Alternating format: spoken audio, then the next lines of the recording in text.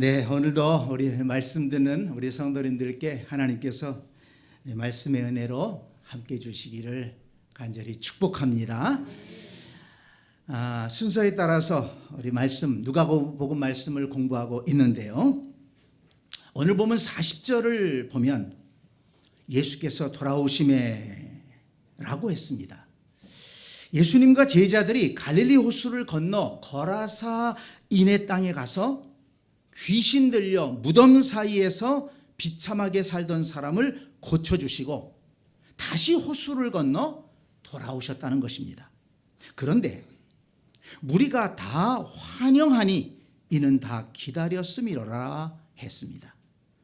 가버나움 사람들은 예수님을 기다리고 있었고 돌아오시자 환영하며 맞이했다는 것입니다. 이러한 가버나움 사람들의 반응은 얼마 전 갈릴리 호수 건너 거라사 사람들이 보인 반응과 비교됩니다. 37절을 한번 다시 보기 바랍니다.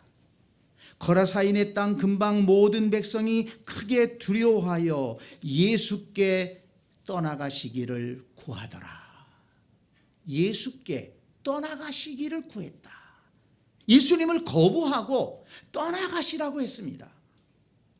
여러분, 예수님께서 거라사인의 땅에 가셔서 놀라운 은혜를 베풀어 주시지 않았습니까?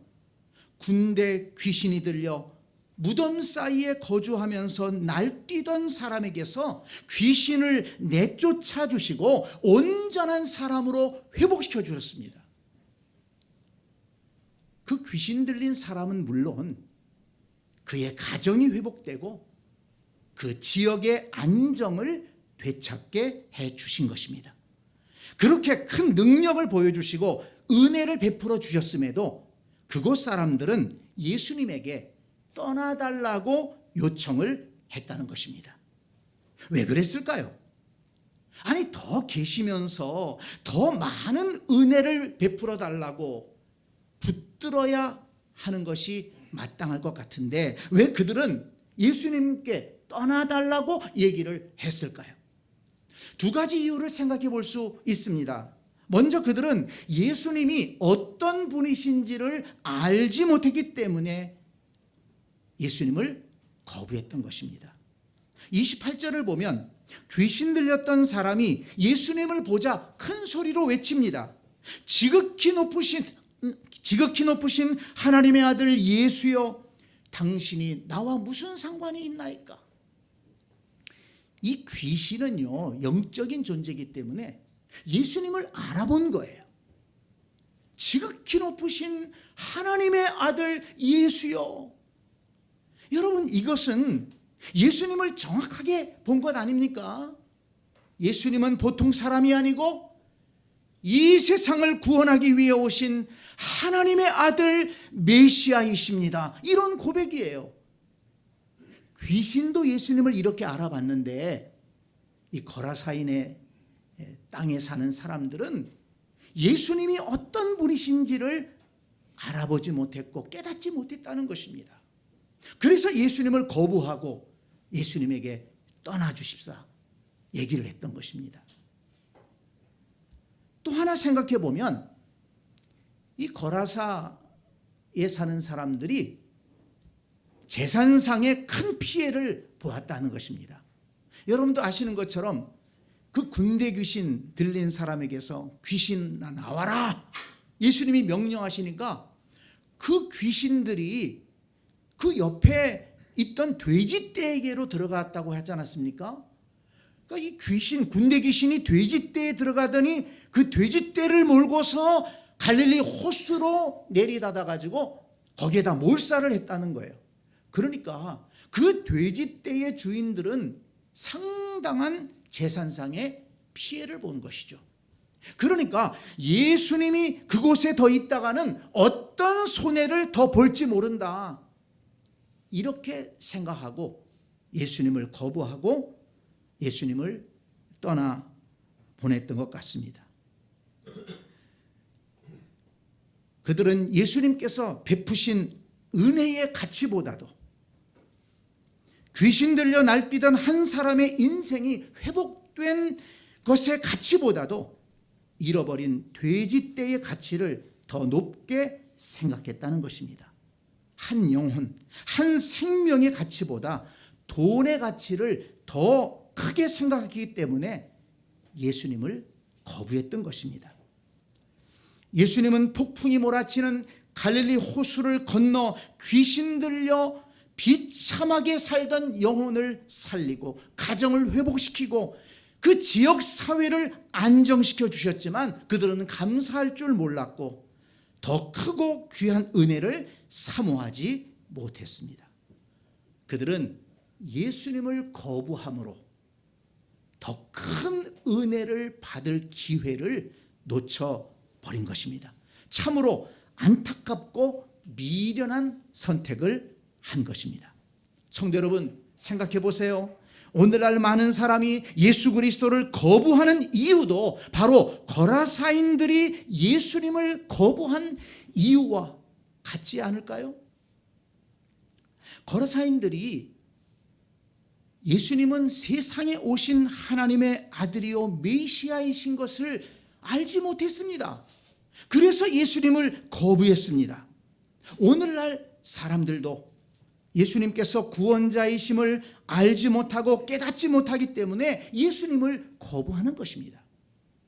거라사인들이 영적인 가치보다 돈의 가치를 더 크게 여기고 손해를 걱정하여 예수님을 거부했던 것처럼 오늘날 사람들도 영적인 가치보다 영원한 하나님의 나라의 가치보다 있다가 없어질 세상 것의 가치를 더 크고 귀하게 여기기 때문에 예수님을 거부하고 예수님에게 나오지 않는 것입니다.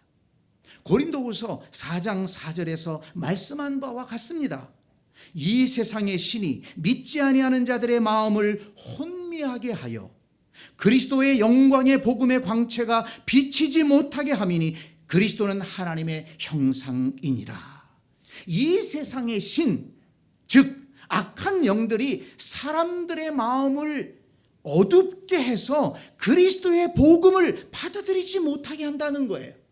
그 복음의 영광을 깨닫지 못하게 한다는 것입니다. 영원한 하나님 나라의 가치보다도 있다가 없어질 이 세상 것에 대한 가치를 더 크게 보도록 그렇게 사람들의 마음을 미혹한다는 것입니다. 그러므로 성도 여러분, 저와 여러분은 영적으로 정신을 차리고 예수 그리스도께서 우리를 구원하시고 우리를 인도하시고 영원하신 하나님의 나라로 인도하실 구원자이신 것을 굳게 믿고 신앙생활할 수 있기를 간절히 축원합니다. 또한 있다가 없어질 세상 것에 지나치게 마음을 두지 말고, 여러분 물론 우리가 어떻게 돈과 떨어져서 살 수 있습니까? 세상 것을 다 버리고 살 수 있습니까? 그렇진 못해요. 그렇지만 여기에다가 영원한 소망을 두지 말고 하나님을 섬기고 참되신 하나님을 믿고 예배하고 섬기는 것보다 세상 것에 더 가치를 두면 안 되겠다는 것입니다. 언제라도 우리는 다 떨쳐버리고 다 놓고 나서 떠나버릴 인생이 아닙니까? 그렇다면 우리가 붙잡아야 될 것이 무엇입니까? 참되신 하나님, 우리를 구원하시는 그 예수 그리스도와 영원한 하나님의 나라를 우리가 붙들고 살아가야 될 줄로 믿습니다. 이 믿음을 굳게 붙들고 흔들리지 않기를 간절히 축원합니다. 그리고 또한 우리 가족들 가운데, 특별히 우리 자녀들 가운데, 우리 다음 세대들 가운데 예수님이 누구신지를 깨닫지 못하고 예수님께서 구원자이심을 깨닫지 못하고 예수님을 거부하는, 예수님께 나오지 못하는 그런 심령들이 있다면 여러분, 우리는 그들을 위해 기도해야 됩니다. 마음의 문이 열리고 영안이 열려서 예수님을 주님으로 볼 수 있도록, 믿을 수 있도록, 주님 앞에 나올 수 있도록 우리는 기도하며 권면하며 인도해야 될 것입니다. 영원하신 하나님 나라의 가치보다도 구원받는 것의 가치보다도 그저 이 세상 것이 좋아서 이 세상 것에 빠져 사는 자녀들이 있다면 그들의 영혼을 불쌍히 여기고 그들을 위해 기도하고 그들이 참된 것의 가치를 깨닫고 주님 앞에 나와 영원히 변하지 않는 하나님과 하나님 나라를 붙들고 살아갈 수 있는 자녀들이 될 수 있도록 우리가 기도하고 권면하고 그들을 인도해야 될 줄로 믿습니다. 여러분, 거라사인들은 안타깝게도 예수님께서 떠나실 것을 요청했지만 가버나움 사람들은 예수님을 기다리고 있었고 예수님이 오시자 반갑게 환영했다고 했습니다. 그런데 오늘 본문을 보니까 예수님을 환영하며 맞이한 이 가버나움 사람들은 더욱 큰 은혜를, 더욱 큰 능력을 경험했다는 것을 볼 수가 있습니다. 오늘 본문에 대표적인 두 가지 사건을 소개하고 있습니다. 41절을 보세요.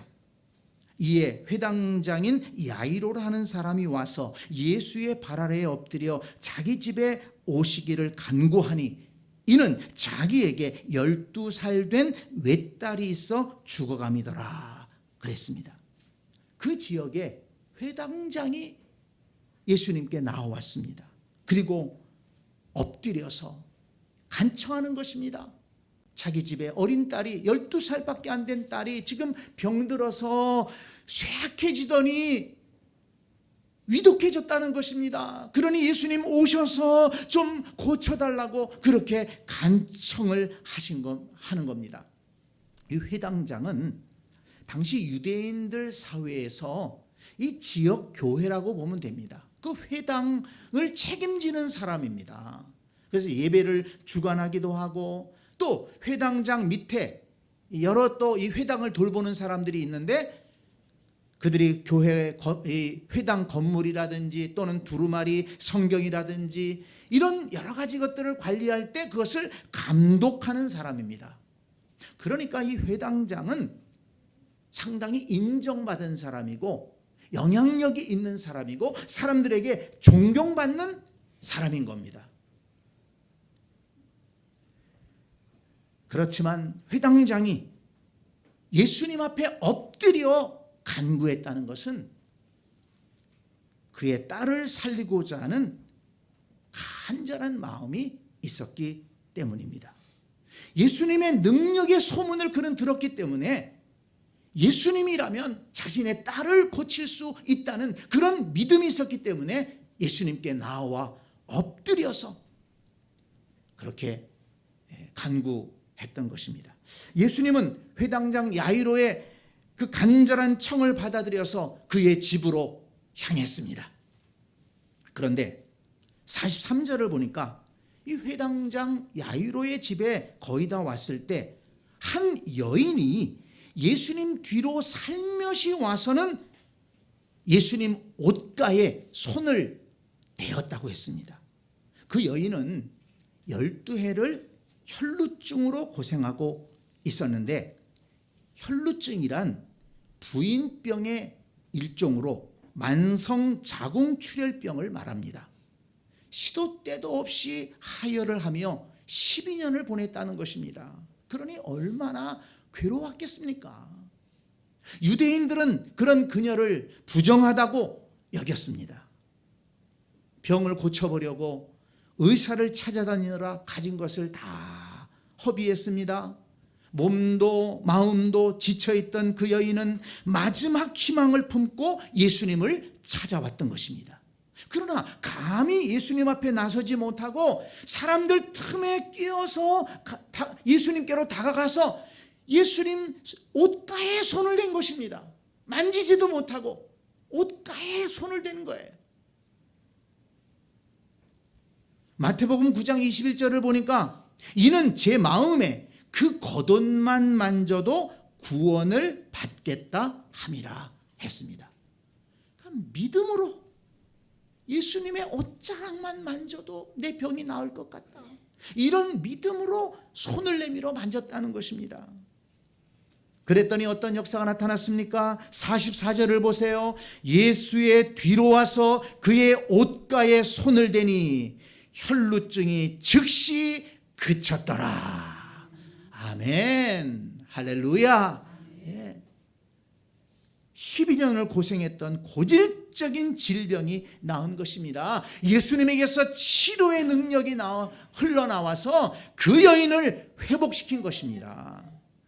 예수님께서 걸음을 멈추시더니 내게 손을 댄 자가 누구냐 그렇게 묻습니다. 그랬더니 베드로가 나서서 아니 주님, 이렇게 많은 사람들이 지금 모여 있어서 밀고 있는데 예수님 옷을 만진 사람을 어떻게 찾습니까? 한두 사람이겠습니까? 그러나 예수님은 아니다. 내 옷에 손을 댄 사람이 있다. 그러니까 예수님은 단순히 손을 댄 사람을 말하는 게 아니에요. 사모하는 마음을 가지고 믿음으로 손을 댄 사람이 있었다는 것입니다. 내게서 능력이 흘러갔다. 옆에서 그 예수님의 옷에 손을 댔던 여인이 그 예수님 하신 말씀을 다 듣고서는 숨길 수가 없겠구나.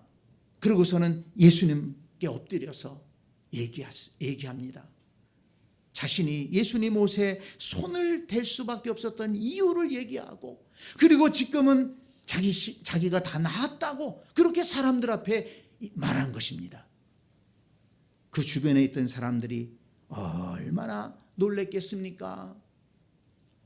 예수님은 그 여인을 향해서 딸아, 내 믿음이 너를 구원하였으니 평안히 가라, 이렇게 말씀하셨습니다. 12년을 혈루증으로 앓으며 고생하였고 사람들로부터 멸시를 당했는데 예수님께서 딸이라고 불러주셨습니다. 하나님의 자녀로 인정해 주셨다는 것입니다. 내 믿음이 너를 구원하였으니 평안히 가라.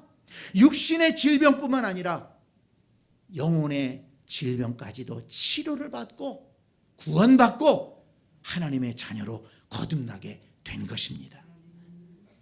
예수님을 환영하고 믿음으로 예수님께 나왔더니 이렇게 놀라운 은혜, 더 크고 귀한 은혜를 경험하게 된 것입니다. 그런데 그때 회당장 야이로의 집에서 사람이 와서는 이런 말을 전합니다. 당신 딸이 죽었습니다. 선생님을 더 괴롭게 하지 마옵소서. 그 병으로 앓던 딸이 숨이 끊어졌다는 거예요. 이제 예수님 더 이상 오시지 않아도 된다는 것입니다. 그 말을 듣고 야이로가 얼마나 놀라고 마음이 무너졌겠습니까? 그런데 예수님이 말씀하십니다. 두려워하지 말고 믿기만 하라. 그리하면 딸이 구원을 얻으리라. 울지 말라. 죽은 것이 아니라 잔다. 이렇게 말씀하셨습니다. 그리고는 베드로와 야고보와 요한, 그리고 야이로의 부인, 그러니까 아이의 부모만 데리고 그 아이가 누워있는 방으로 들어갔습니다. 그리고는 예수님께서 그 아이의 손을 잡고 아이야 일어나라 그렇게 명령하시니까 그 아이의 영이 돌아와서 일어나 앉았다는 것입니다. 예수님은 그 아이에게 먹을 것을 주라고 하셨고 놀라서 어쩔 줄 모르는 부모에게 이 일을 아무에게도 말하지 말아라 그렇게 당부하셨습니다. 예수님을 환영하고 믿음으로 예수님을 찾아왔던 회당장 야이로는 병으로 죽었던 딸을 다시 보게 되는 큰 은혜를 경험하게 된 것입니다. 성도 여러분, 저와 여러분도 예수님을 환영하고 믿음으로 나아가 더 큰 은혜를 받아 누리는 성도들이 되어야 될 줄로 믿습니다. 오늘 본문을 통해서 예수님을 환영하고 예수님 앞에 믿음으로 나아가는 사람을 예수님께서 어떻게 대해 주시는가를 우리는 깨달을 수가 있는 것입니다. 예수님은 자신을 환영하고 믿고 의지하는 성도들을 결코 그냥 돌려보내시지 않는다는 것을 믿으시기를 바랍니다. 오늘 본문을 통해서 보여주신 거예요. 딸아, 내 믿음이 너를 구원하였으니 평안히 가라. 고질적인 질병으로 고생하다가 믿음으로 예수님께 다가와 옷자락을 만진 여인에게 축복하신 말씀입니다. 두려워하지 말고 믿기만 하라. 그리하면 딸이 구원을 얻으리라.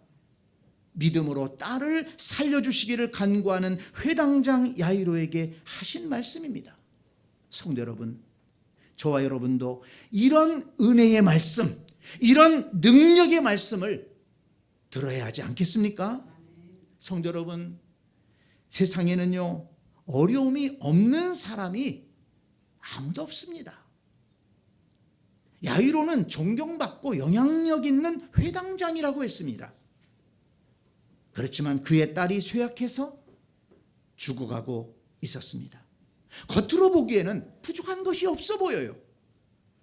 공부도 많이 한 사람입니다. 인정도 받았고 회당장까지 올라갔습니다. 영향력 있는 사람입니다.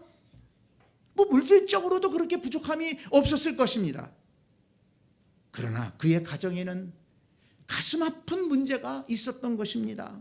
자신의 힘으로 자신이 행사할 수 있는 영향력을 다 동원해서 일을 해보았지만 해결할 수가 없었습니다. 그러다가 예수님이 오신다는 소식을 듣고 마지막 희망을 품고 예수님께 나아가 엎드려서 예수님의 은혜를 구한 것입니다. 이 12해를 혈루증으로 고생하던 여인은 모든 것이 밑바닥까지 떨어진 그런 여인이었습니다. 더 이상 아무것도 할 수 있는 방법이 없고 돈도 다 떨어지고 의지할 사람도 없습니다. 그냥 아프다가 손가락질 받다가 죽을 수밖에 없는 그런 인생이었습니다. 그러다가 예수님이 오신다는 소식을 듣고 마지막 희망을 품고 예수님께 나아간 것입니다. 여러분, 이처럼 부자도 가난한 사람도 영향력이 있는 사람이나 보잘것없는 사람이나 다 문제를 안고 살아가는 것입니다. 성도 여러분, 혹시라도 여러분 가운데 왜 나만 이렇게 문제가 많고, 왜 나만 이렇게 아프고, 왜 나만 이렇게 잘 안 풀리고, 왜 나만 이렇게 고생하는가, 혹시라도 자기 연민에 빠져 사는 분들이 있다면 여러분 잘 생각해 보시기 바랍니다. 고생스럽지 않은 인생이 없습니다. 문제를 가지고 있지 않은 인생이 없어요. 힘들지 않은 직장이 없습니다. 한 군데도 아프지 않은 사람이 있던가요? 나만 겪는 게 아닙니다. 나만 아픈 게 아닙니다. 나만 힘든 게 아닙니다. 중요한 것은 마음이 힘들고 몸이 아프고 문제가 잘 해결되지 않을 때 낙심하지 말고 좌절하지 말고 예수님을 믿음으로 환영하고 믿음으로 예수님께 나아가 간구하는 것입니다. 회당장 야이로는 그 지역사회에서 높은 위치에 있는 사람이에요. 그렇지만 자신의 문제, 자기가 가지고 있는 그 가슴 아픈 문제, 자기 힘으로 해결할 수 없는 그 문제를 가지고 예수님 앞에 나아가서 계급장 떼고 예수님 앞에 바짝 엎드렸습니다. 예수님 좀 살려주세요. 도와주세요. 우리 딸 좀 살려주세요. 간구했습니다. 혈루증으로 고생하던 여인, 두렵고 떨렸지만 사람들 틈에 껴서 예수님 뒤로 가서 큰 믿음의 손을 벌벌 떨면서 내밀었지 않았겠습니까? 예수님 옷자락을 만졌습니다. 거기에서부터 회복의 역사가 시작된 것입니다. 예수님을 환영하고 예수님을 믿고 예수님 앞에 나아갈 때 거기에서부터 문제 해결이 시작된 것입니다. 히브리서 12장 6절은 말씀합니다. 하나님께 나아가는 자는 반드시 그가 계신 것과 또한 그가 자기를 찾는 자들에게 상 주시는 이심을 믿어야 할지니라. 아멘. 하나님 어떤 분이시라고요? 자기를 찾는 자들에게 상 주시는 분이시다. 믿으시기를 바랍니다. 시편 107편 9절은 말씀합니다. 그가 사모하는 영혼에게 만족을 주시며 줄인 영혼에게 좋은 것으로 채워주심이로다. 하나님이 어떤 분이시라고요? 사모하는 영혼은 만족하게 해주신다는 거예요. 줄인 마음으로 하나님을 찾아 나오면 만족하게 채워주신다는 말씀입니다. 야고보서 5장 15절은 말씀합니다. 믿음의 기도는 병든 자를 구원하리니 주께서 그를 일으키시리라. 하나님이 어떤 분이십니까? 믿음으로 기도하는 자에게 병으로부터 해방되는 그 병을 치료해 주시는 은혜를 베풀어 주신다고 말씀하셨습니다. 요한복음 6장 35절은 말씀합니다. 예수께서 이르시되 나는 생명의 떡이니 내게 오는 자는 결코 줄이지 아니할 터이요 나를 믿는 자는 영원히 목마르지 아니하리라. 예수님께 나오는 자는 그 영혼을 만족하게 채워주시고 그 심령을 풍부한 심령으로 만들어 주신다는 것입니다. 여러분, 이 세상에 이 시대의 사람들이 왜 마음이 그렇게 허전합니까? 그전보다 그렇게 먹고 살 것이 많고 볼 것이 많고 가진 것이 많은데 왜 그렇게 사람들의 마음은 가난해졌습니까? 그들이 세상 것만 가지고 있지 영적인 것을 채우지 못했기 때문에 그렇습니다. 영적으로 너무 피폐해 있는 거예요. 겉으로 보기에는 다 가진 것 같고 누릴 건 누리고 살아가는 것 같지만 그의 심령이 가난한 거예요. 우리의 생명의 주인 되시는 하나님의 은혜가 그 속에 없다는 것입니다. 그러니까 사람들이 외로워하고 방황하는 것 아니겠습니까? 여러분, 하나님에게는 답이 있습니다. 하나님은 우리에게 답을 주시는 분이십니다. 하나님에게는 능력이 있습니다. 하나님은 우리의 문제들을 해결해 주실 것입니다. 예수님을 환영하고 예수님을 믿고 예수님을 의지하시기 바랍니다. 37절 말씀을 다시 한번 보세요. 예수께서 떠나가시기를 구하더라. 거라사인들은 예수님을 거부하고 예수님께 떠나가 달라고 부탁했습니다. 불행하게도, 그래서 안타깝게도 거라사 사람들은 더 이상의 은혜를 경험하지 못했습니다. 오늘 보면 40절을 다시 한번 보세요. 예수께서 돌아오심에 무리가 환영하니 이는 다 기다렸음이로라. 예수님을 환영하고 기다렸다가 예수님께 나와 간구했던 가버나움 사람들은 더 큰 은혜를 받을 수 있었습니다. 더 큰 능력을 받을 수가 있었습니다. 저와 여러분도, 여러분의 가족 모두도, 특별히 저와 여러분의 자녀들 모두 예수님을 환영하고 예수님을 믿고 예수님을 의지함으로 더 큰 은혜와 더 큰 능력을 받아서 성공적인 인생을 살아가는 그런 성도들이 될 수 있기를 간절히 축원합니다. 아멘.